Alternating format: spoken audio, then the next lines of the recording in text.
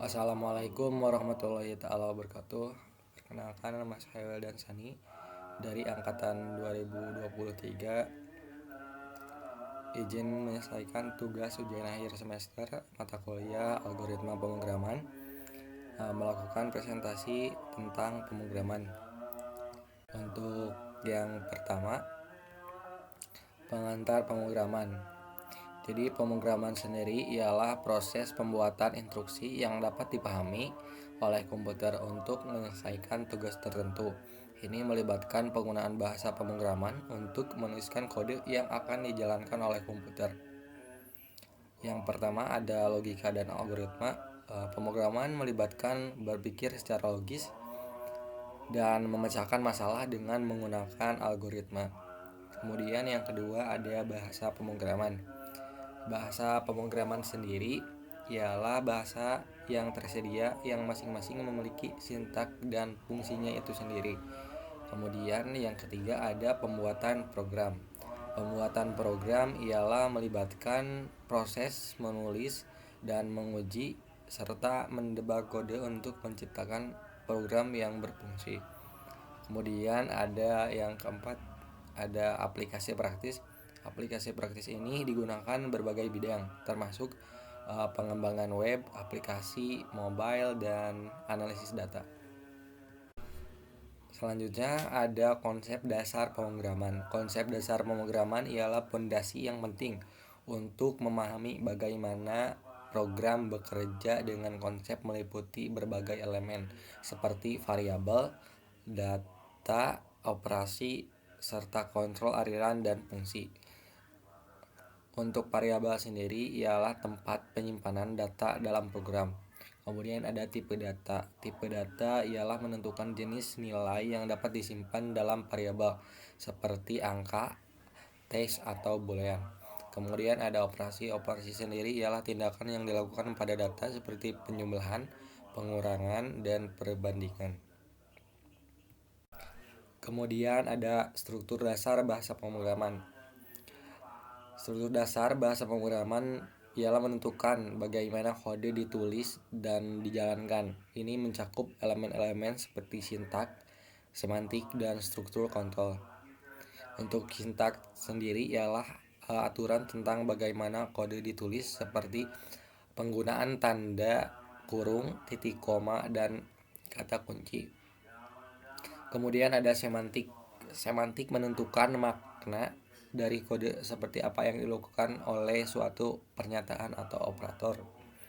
Kemudian ada struktur kontrol, ialah mengatur aliran eksekusi program seperti percabangan dan pengulangan.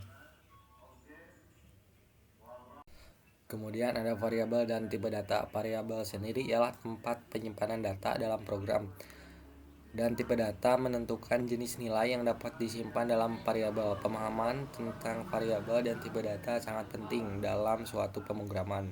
Untuk yang pertama ada deklarasi variabel, ialah memberikan nama dan tipe data kepada variabel. Kemudian ada inisialisasi variabel, itu memberikan nilai awal kepada variabel.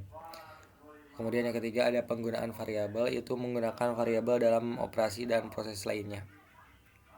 Tipe data yang umum meliputi integral, itu angka bulat, kemudian float, itu angka desimal, kemudian string, itu teks, dan boolean, itu antara true atau false, dan array adalah kumpulan data. Selama semester 1 dan 2 saya sudah mempelajari variabel dan tipe data bersama Pak Willy dan Pak Rudi. Kemudian selanjutnya ada operasi matematika dan logika. Operasi matematika dan logika ini digunakan untuk memanipulasi data dalam program. Operasi matematika meliputi penjumlahan, pengurangan, perkalian, dan pembagian. Untuk operasi logika melibatkan perbandingan nilai seperti sama dengan, tidak sama dengan, lebih besar dari, lebih kecil dari, dan lebih besar, atau sama dengan. Kemudian selanjutnya ada pengambilan keputusan dan perulangan. Struktur kontrol seperti pengambilan keputusan yaitu if else dan perulangan yaitu loop memungkinkan program untuk melakukan tindakan yang berbeda berdasarkan kondisi tertentu. Untuk yang pertama if yaitu If else menjalankan kode tertentu jika suatu kondisi terpenuhi dan kode lainnya jika tidak. Kemudian ada loop, itu menjalankan kode tertentu beberapa kali sehingga suatu kondisi terpenuhi. Kemudian ada while loop, menjalankan kode selama kondisi terpenuhi. Dan yang terakhir ada for loop, itu menjalankan kode untuk setiap elemen dalam kumpulan data. Kemudian selanjutnya ada fungsi dan prosedur. Fungsi dan prosedur adalah blok kode yang dapat digunakan untuk menjalankan tugas tertentu.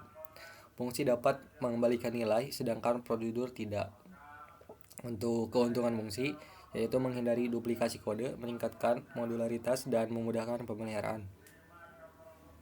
Kemudian untuk struktur fungsi, yaitu fungsi memiliki nama, parameter, dan badan fungsi. Kemudian jenis fungsi, fungsi built-in atau bawaan, dan fungsi yang didefinisikan pengguna. Kemudian ada pemrograman berorientasi objek atau biasa yang disebut dengan OPP. OPP sendiri di semester 1 dan 2 belum diajarkan untuk pemrograman berorientasi objek.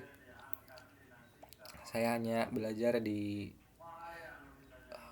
website terkait pemrograman berorientasi objek ini. OPP ini adalah paradigma pemrograman yang menggunakan objek sebagai blok bangunan utama. Kemudian OPP ini berhasil kode dengan menggunakan konsep seperti kelas, objek, dan metode.